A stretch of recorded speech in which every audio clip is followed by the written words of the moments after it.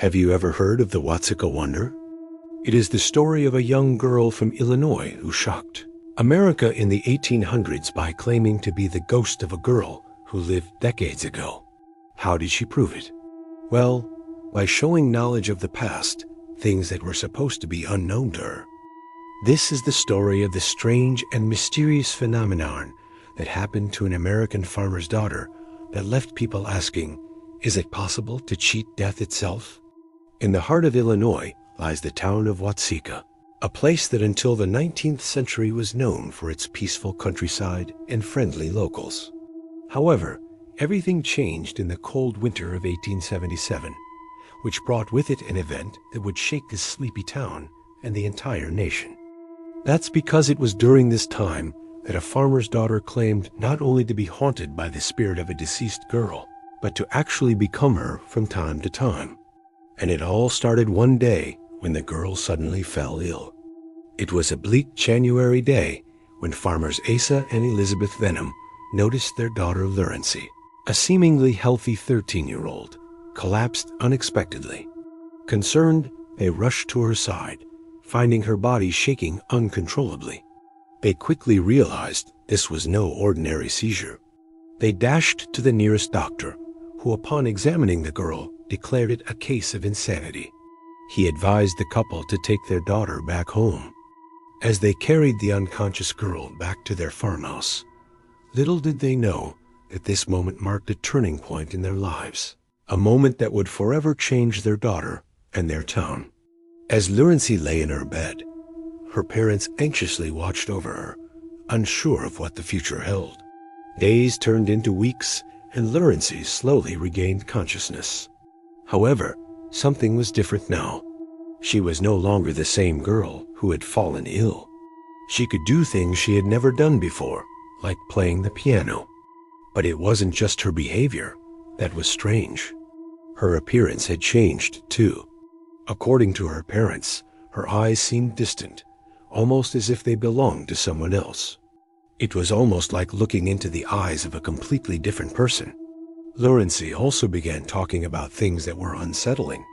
She spoke about seeing spirits in the room, some kind, others menacing and dark.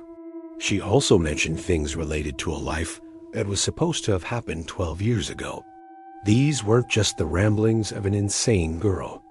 Each word painted a picture of a life lived, a life that resonated with an eerie familiarity. Her parents were at a loss, trying to make sense of their daughter's words. But as time passed, Lurancy's condition took a turn. She stopped responding to her own name and instead answered to the name Mary Roff. The name rolled off her tongue as if it were the most natural thing in the world. And with that name came memories of a life that had unfolded in Watseka, a life that belonged to a girl named Mary Roff who had died 12 years ago. But what made this even more puzzling was that Mary Roff's story was well known in the community. Everyone knew about the girl who had died in mysterious circumstances, a girl whose spirit was said to linger in the town, unable to find peace. Could it be that this story was now becoming their reality? As the days passed, Lurancy's transformation continued. She spoke of a house in Watseka with blue shutters, a house where a girl named Mary had lived. The girl's mother, Ann Roff, couldn't believe her ears. The description matched their house perfectly. Could this be a coincidence, or was there something more at play here? Driven by curiosity and a touch of fear, Ann decided to investigate. When she first saw Lurancy, it was as if a part of her soul had been awakened. Ann felt a connection to the girl, a connection that transcended the boundaries of motherhood.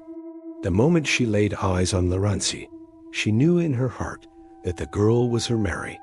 Ann Roff, who had lost her daughter Mary 12 years prior, was struck by the uncanny resemblance between Lurancy and her deceased daughter. But that wasn't the only thing that made her believe that Lurancy was her Mary. Lurancy seemed to know things about the house that she shouldn't have known.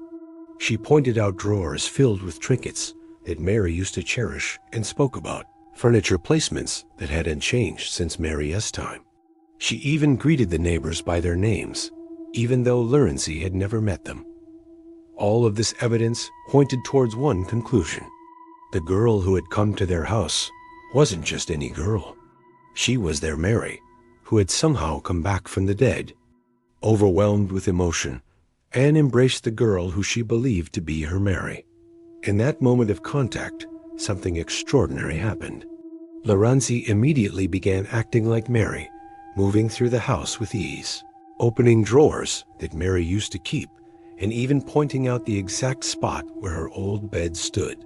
It was as if Mary had been waiting in their house for this moment, ready to reclaim her life. As the days turned into weeks, Lurancy became an integral part of the Roff family. She played the piano that Mary loved, braided her sister's hair, and spoke fondly of old family pets, some of whom had been dead for over a decade. Anne and Asa were overjoyed to have their Mary back. They cherished every moment with her, knowing that this might be a temporary reunion. However, as time passed, the family noticed a change in Lurancy's behavior. At times, she would clutch her head in pain, begging unseen figures to leave her alone. These moments were terrifying, a reminder of the unseen forces that seemed to be at play.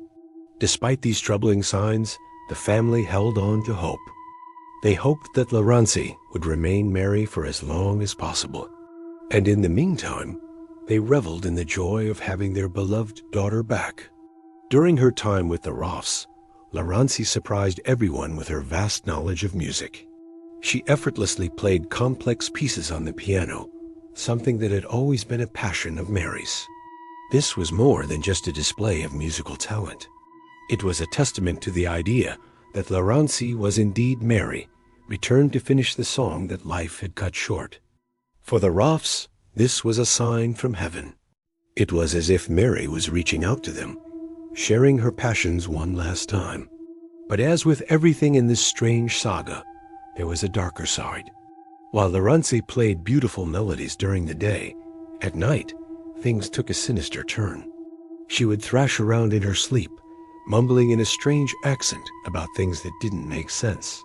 Sometimes she would wake up in the middle of the night, her eyes wide with terror, claiming that she had seen things that shook her to the core. These disturbing episodes left everyone questioning what exactly was happening. Was this part of Mary's story? Or was there something more sinister lurking in the shadows? However, amidst all this chaos, there was a glimmer of hope. Despite the frightening episodes, the Roffs clung to the belief that this was Mary, their daughter, reaching out to them from beyond the grave. They saw her musical talent as a sign of her presence, and tried to focus on the joy she brought, rather than the fear she sometimes evoked. But the truth was, this wasn't just a story about a girl who came back as a ghost. It was a story about a family's bond, their unwavering love for their daughter, and their courage to embrace the unknown. Finally, after 3 long months, Mary revealed that it was time for her to depart.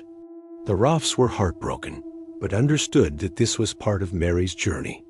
They knew that this reunion was a gift, a precious moment in time that they would cherish forever. When the time finally came for Mary to leave, it wasn't a dramatic affair. It was a quiet morning. The Roffs awoke to find Lurancy sitting up in bed, confused and disoriented, as if waking from a deep slumber. She no longer recognized the Roffs, nor did she remember being Mary. Her memories of the past 3 months had vanished. However, she was calm and healthy. The seizures had stopped, and she seemed at peace. For the Roffs, it was heartbreaking, but also a relief. They knew that Lurancy was safe, and that was all that mattered. After Mary's departure, Lurancy went on to live a long and simple life. She never spoke again of her time as Mary, the girl with 2 lives. This strange episode remained a mystery, a secret that Lurancy carried to her grave. This inexplicable event was the talk of the town, capturing the attention of doctors, ministers, and scientists. They all flocked to Watseka, hoping to unravel the mystery of the Watseka Wonder. But the truth was, there were more questions than answers. Was Lurancy truly possessed by Mary's spirit? Or was this a case of intense mental illness, mixed with the power of suggestion in a deeply religious town. While we may never know the definitive answer, what we can say is that the Roffs believed to their dying day that Mary had come home. As for Lurancy, she went on to live a long, ordinary life, leaving behind the extraordinary tale of the Watseka Wonder. Today, the story of the Watseka Wonder remains one of the most fascinating cases of spirit possession in American history. It continues to be studied by paranormal researchers and those fascinated by the unexplained. What do you think happened in Watseka? Do you believe in possession? Let me know your thoughts. And thanks for watching.